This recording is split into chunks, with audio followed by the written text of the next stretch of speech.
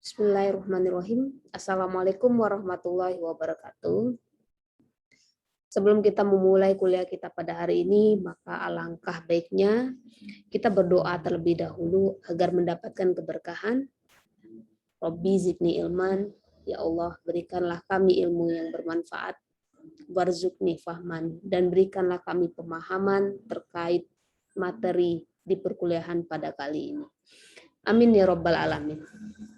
Baik teman-teman, ya kita sudah masuk kepada pertemuan ketiga berkenaan dengan topik dalam penelitian kualitatif. Ya, kalau sebelumnya di dalam pengantar kualitatif Anda sudah membahas terkait perbedaan yang sangat signifikan ya antara pendekatan kuantitatif dan kualitatif, di mana kuantitatif itu berusaha untuk membuktikan suatu teori atau memprediksi fenomena, maka di kualitatif kita pada dasarnya ingin tahu apa ya dan mengapa hal itu bisa terjadi atau apa yang dirasakan oleh seseorang terkait fenomena yang terjadi. Jadi benar-benar tidak ada asumsi dalam kualitatif. Dan dalam kualitatif ya seorang peneliti adalah kunci, sehingga dia harus memiliki kompetensi untuk bisa menjalankan penelitian kualitatif, ya kompetensi ataupun keterampilan. Seperti apa saja ya, salah satunya sudah kita jelaskan, ya harus bisa mampu peka terhadap lingkungan, ya mampu melihat fenomena, kemudian dia bisa membangun hubungan sosial dengan orang lain, ya. Kemudian dia mampu menerapkan keterampilan observasi dan wawancara, dan masih banyak lagi kompetensi atau keterampilan yang perlu Anda miliki jika ingin menjadi peneliti kualitatif. Oke, jadi diasah dimulai dari sekarang.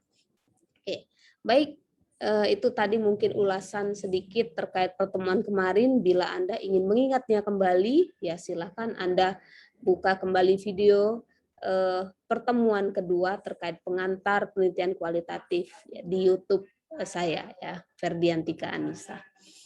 Oke, baik. Kita akan bahas mengenai topik dalam penelitian kualitatif. Ya. Oke.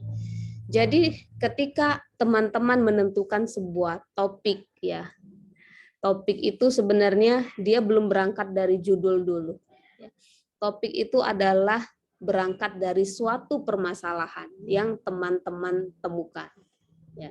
Jadi seperti yang sudah saya sampaikan sebelumnya, jenis penelitian atau pendekatan penelitian baik itu mau kuantitatif ataupun kualitatif, dia selalu berangkat dari permasalahan. Nah, sekarang masalah itu apa, teman-teman? Ya, masalah itu adalah kesenjangan ya atau mungkin ketimpangan antara apa yang harusnya kita harapkan atau idealnya itu seperti apa, tapi kenyataan yang terjadi ya atau keadaan yang terjadi di lapangan itu berbeda dengan apa yang diharapkan. Maka itu kita sebut sebagai permasalahan. Jadi ketika teman-teman ingin menyusun skripsi, selalu berangkatlah dari masalah. Ya. Makanya ketika saya bertanya atau menguji skripsi, atau mungkin ketika mahasiswa baru datang untuk menyetor topik penelitian, saya selalu bertanya, apa masalahnya? Nah, kita ambil contoh. Misalnya, Indonesia merupakan negara yang makmur, ya kan? Nah, itu idealnya. Kalau negara yang makmur itu ya negara yang kaya. Ya, secara logika penduduknya tuh harusnya kaya dan sejahtera. Ya, tapi ternyata banyak ya rakyat kita yang masih belum sejahtera. Maka ini adalah suatu permasalahan atau kesenjangan. Ya kan? Nah, masalah inilah yang akan menjadi langkah untuk Anda menentukan topik apa yang ingin Anda angkat dalam penelitian sehingga menjadi suatu judul penelitian. Ya, begitu ya teman-teman. Jadi diingat harus ada masalah. Kalau tidak ada permasalahan, untuk apa kita teliti, teman-teman? Ya, gitu ya. Oke. Karena kalau semua berangkat dari masalah, maka skripsi atau karya ilmiah teman-teman itu akan berguna. Berguna untuk apa? Berguna untuk menjawab permasalahan itu. Nah, sekarang masalah dalam penelitian kualitatif itu seperti apa sih? Sama tidak dengan kuantitatif? Atau beda? Nah, kalau dalam penelitian kuantitatif, dia selalu berangkat dari masalah yang sangat jelas, spesifik, dan dia tidak pernah berubah. Ya. Maka itu adalah penelitian yang sifatnya kuantitatif. Jadi Anda berangkat dari masalah di awal seperti A, maka di akhir tetap A. Itulah teman-teman. Ya, ketika Anda ingin membahas tentang permasalahan kesejahteraan psikologis pada mahasiswa di tingkat awal, gitu loh, dikaitkan dengan hubungan sosial mereka, maka masalahnya akan tetap sama sampai di akhir Anda selesai melakukan penelitian. Jadi dia akan tidak pernah berubah, masalahnya jelas dan dia spesifik. Maka itulah kuantitatif. Nah, tapi kalau masalah dalam kualitatif, dia masih bersifat remang-remang. Bahkan dia bisa berubah seiring berjalannya waktu Anda melakukan pengambilan data. Nah, sehingga ketika Anda menentukan suatu topik penelitian dalam kualitatif, bisa jadi topiknya itu bersifat sementara, ya, atau dalam artian dia tuh nggak baku akan seperti itu topiknya. Dia akan terus berkembang seandainya Anda bisa menggali data di lapangan atau mengungkap fenomena gitu ya yang ada di lapangan dengan secara mendalam. Oke. Makanya kalau kita lihat ya, karakteristik dalam penelitian kualitatif itu seperti ini ya. Ini contoh lah. Contoh model masalah dalam penelitian kualitatif. Ini sebelum Anda turun ke lapangan ya. Ini masalah-masalah ada 3 model ya. Dan ini sesudah Anda turun ke lapangan. Ya, melihat fenomena, menangkap fenomena ataupun menggali data. Oke, ada yang modelnya masalah ketika sebelum dengan sesudah dia tetap sama yang dibahas. Gitu loh. Tidak ada yang berubah permasalahannya, topiknya gitu ya. Oke. Nah, misalnya kayak saya contohkan kemarin yang masalah ojek konvensional. Oh, ini kenapa sih mereka cenderung tidak berusaha untuk mengikuti teknologi begitu kan, berangkat dari fenomena yang ada gitu. Nah, dan masalahnya juga tetap ketika turun ke lapangan. Nah, gimana modelnya kalau misalnya ini sebelum ya masalahnya terkait tadi ya, yang Gojek itu kenapa mereka tidak mengikuti perkembangan ya yang konvensional. Nah, masalahnya berkembang ketika Anda turun ke lapangan ketika ada data baru yang didapat. Ya kan seperti yang saya ceritakan kemarin beberapa minggu yang lalu. Oh, ternyata ada kaitannya ya mereka cenderung ingin ya bisa mendapatkan pemasukan yang lebih banyak ya tanpa harus bekerja terlalu keras. Nah, ini kan artinya kita dapat data baru nih. Nah, atau mungkin masalahnya diganti, yang awalnya masalahnya tentang ini diganti dengan masalah yang baru. Ya, saya ambil contoh. Ada seorang peneliti yang ingin mengetahui dinamika suatu organisasi gitu ya, karena dia tahu organisasi itu cukup ideal. Nah, tapi ketika dia sudah turun ke lapangan, ternyata banyak masalah di situ, sehingga berganti judulnya. Jadi bukan berkaitan dengan mengetahui bagaimana kesuksesan organisasi itu, enggak. Ternyata yang diangkat adalah terkait permasalahan mengapa dia tidak bisa tidak bisa survive di antara bisnis-bisnis yang lain. Nah, kembali tiba-tiba ya. Nah, yang awalnya kita mikir dia ini oke, ternyata sebenarnya ada masalah di dalamnya. Setelah kita turun ke lapangan. Yang awalnya kita pikir ini nih bisnis yang ideal tuh kayak gini loh, partai yang ideal tuh kayak gini loh. Tapi setelah turun di lapangan ternyata tidak sesuai dengan yang kita istilahnya yang kita lihat informasi-informasi dari luar. Pas kita turun ke lapangan, oh berbeda jauh. Itulah. Ya. Oke. Jadi itulah topik dalam atau masalah dalam penelitian kualitatif. Semakin masalahnya berkembang atau bahkan masalahnya diganti, artinya Anda termasuk peneliti kualitatif yang cukup baik, ya. Karena malah sebenarnya akan lebih bagus ketika masalah itu berkembang atau mungkin dia bisa berubah. Karena itulah karakteristik dari kualitatif, beda dengan kuantitatif. Ketika Anda bahas hubungan misalnya hubungan stres kerja gitu ya dengan kualitas kerja seseorang, ya itu aja tetap sudah, ya itu aja yang dibahas. Ya, sedangkan di dalam kualitatif dia ada kemungkinan untuk berubah topiknya. Ya, atau fenomenanya bisa berubah. Wah, ini menarik sebenarnya, teman-teman. Nah, oke. Gimana caranya Anda bisa menentukan sebuah topik dalam penelitian kualitatif? Oke.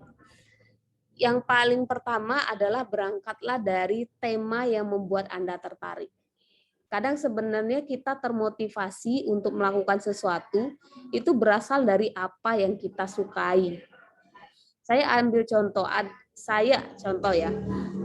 saya termasuk cukup suka dengan yang berkaitan dengan partai politik.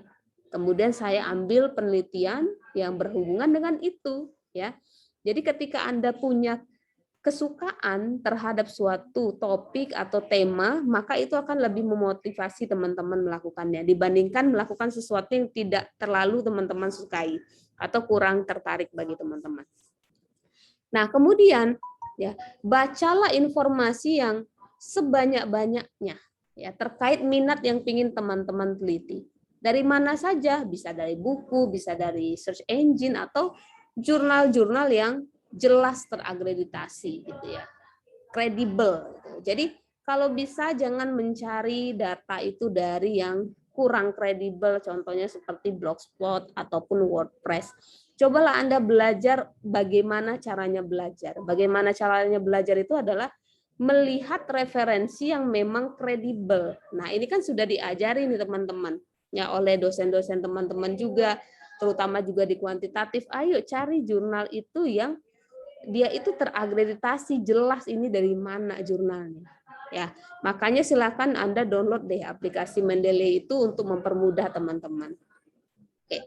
Kemudian juga susunlah keywords yang menurut Anda penting ya, atau mungkin hal-hal yang berkaitan dengan tema tersebut yang menurut Anda penting untuk dibahas. Ya, Anda kasih list lah gitu ya, Anda bikin kata kunci.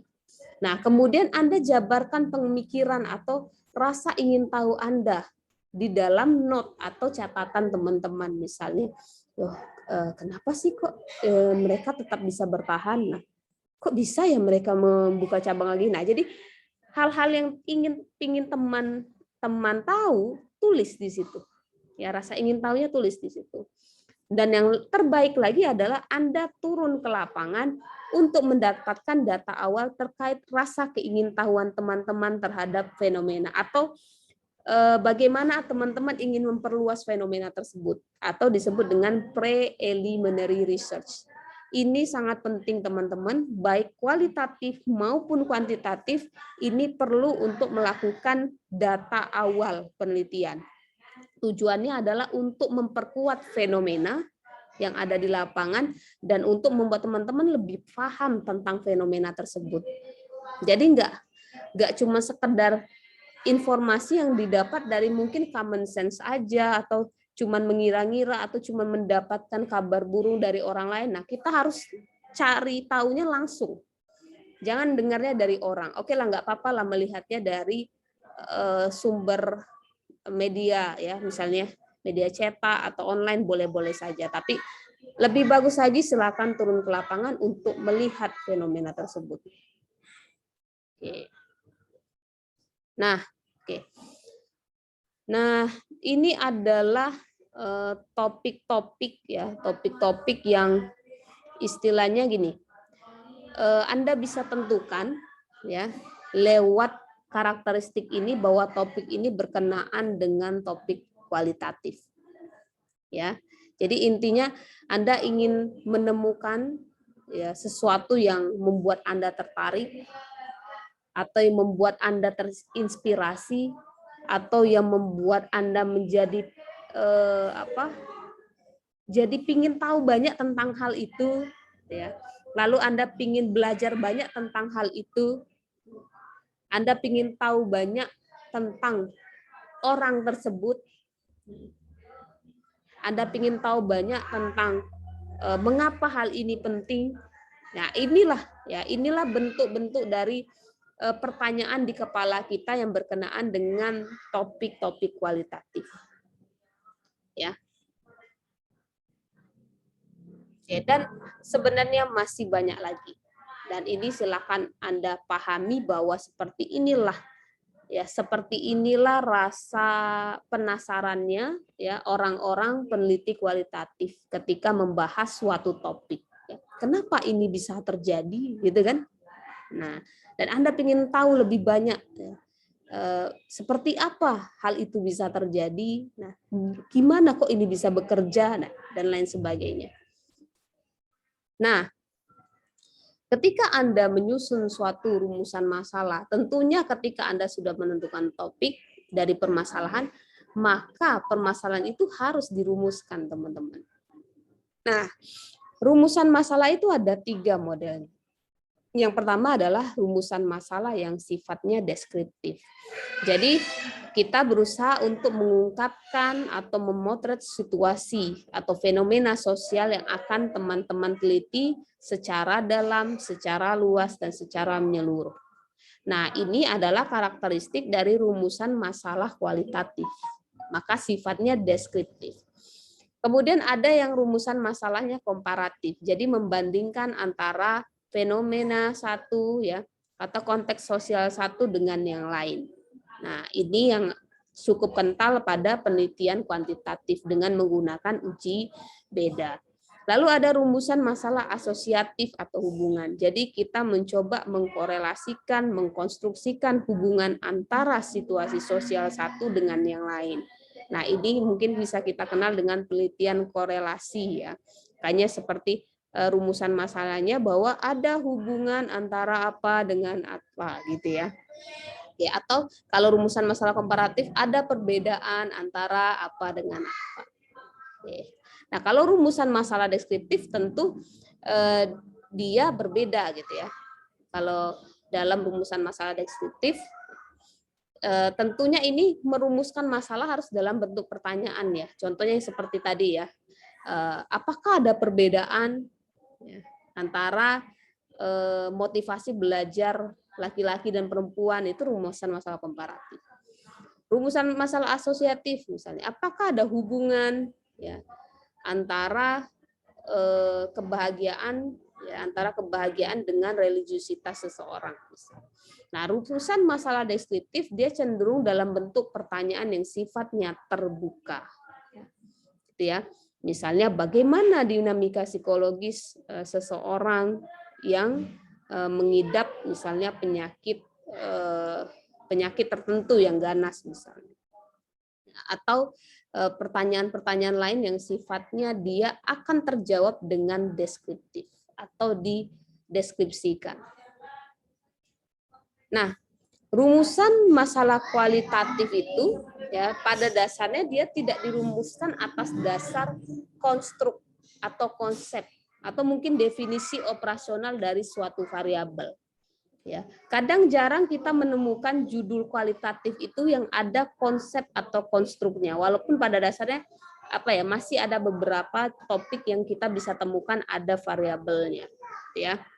Nah, kemungkinan rumusan masalah ini masih kurang jelas, namun akan terus berkembang seiring pengumpulan data. Inilah yang disebut dengan emergent design, ya emergent design. Seperti yang saya bilang tadi, bahwa kualitatif masalahnya ya kemungkinan besar akan terus berkembang atau bahkan dia berganti. Nah, ini saya kasih contoh ya terkait dengan poin yang pertama ini ya. Poin yang pertama ini bahwa penelitian kualitatif tidak dirumuskan atas dasar definisi operasional atau suatu variabel. Contohnya ini, apakah makna karir freelancer bagi generasi milenial? Nah, ini cenderung tidak terlalu banyak berkaitan dengan konstruk atau konsep, karena yang kita cari itu adalah fenomena, ya. Lalu kemudian faktor-faktor apa saja yang mendorong seorang bekerja sebagai freelancer? Apa yang menyebabkan suatu organisasi X ini mengalami kebangkrutan, misalnya gitu ya. Bagaimana misalnya dinamika psikologis. Nah, jadi memang dia tidak terlalu banyak berfokus pada konstruk ya, ataupun variabel. Jadi kalau misalnya teman-teman cari di sini, manakah konstruk variabelnya, ya kan? Hampir tidak ada, karena di dalam ini berbicara tentang fenomena. Ya. Oke. Nah, judul penelitian kualitatif pada umumnya dia tidak ditentukan di awal. Makanya ketika Anda skripsi, ya, terutama mahasiswa itu ketika bimbingan dia pasti terlalu mikirin masalah judul penelitian. Saya bilang biarkan aja dulu judulnya kayak gitu, nggak usah terlalu fokus dengan judulnya. Yang penting kamu ambil data, ya. Sebab masalah masih dirumuskan bersifat sementara gitu loh. Nah, nanti kalau dalam kualitatif itu judul penelitian terbentuk setelah hasil penelitian biasanya, ya kan? Nah, misalnya ada yang judulnya misalnya apa namanya? Dia menyingkatinya dengan suatu konsep value misalnya. 3D misalnya, motivasi pebisnis sukses misalnya. Nah, ini ya dari hasil penelitiannya kayak gitu loh teman-teman. Jadi istilahnya judulnya itu teman-teman bisa bentuk dengan sudah stabil itu biasanya ketika hasil penelitiannya sudah didapatkan. Nah, bila judul penelitiannya tidak berubah, peneliti ini cenderung kurang mampu mengembangkan pengetahuan yang meluas dan mendalam. Ya, kalau misalnya tidak banyak yang berubah dari permasalahan, dari topik atau mungkin dari judul, artinya bisa jadi peneliti ini kurang dalam menggali fenomena di lapangan.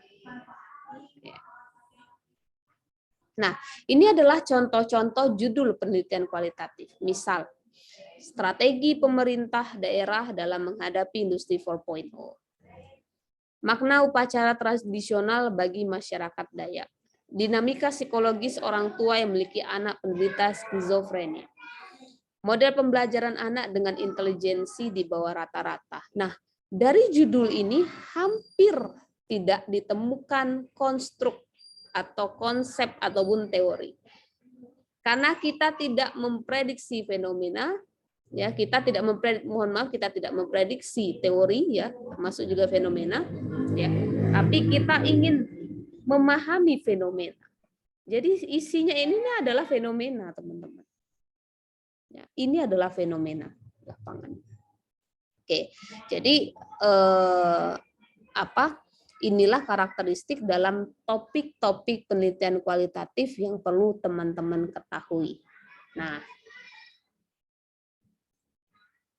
oke, seperti yang dikatakan oleh Albert Einstein, ya. Jadi true knowledge comes with depth understanding of a topic.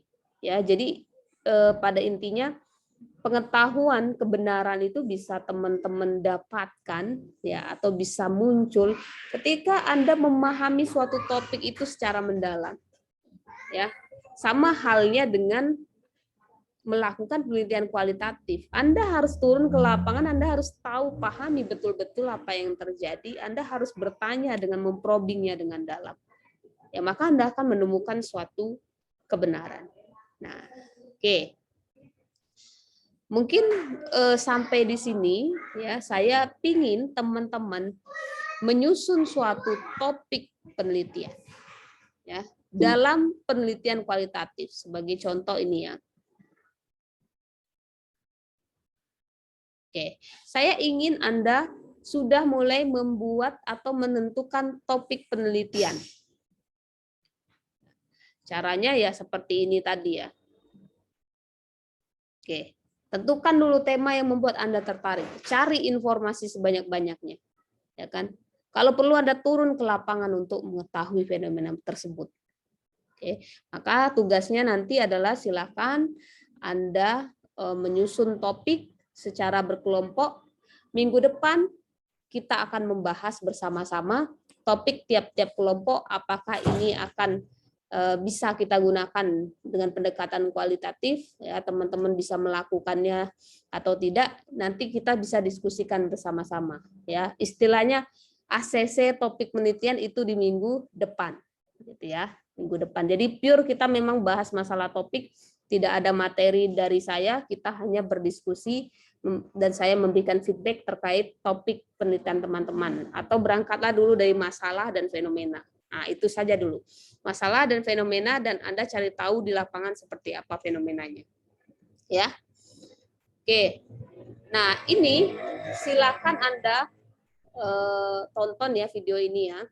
Harapannya Anda silakan menuliskan poin-poin penting dari pembahasan kita pada kuliah kali ini. Silakan Anda silakan Anda tuliskan hal penting di dalam komen YouTube yang menurut Anda ini cukup penting untuk digarisbawahi, ya, atau mungkin Anda ingin meresum dari pembahasan ini, silakan.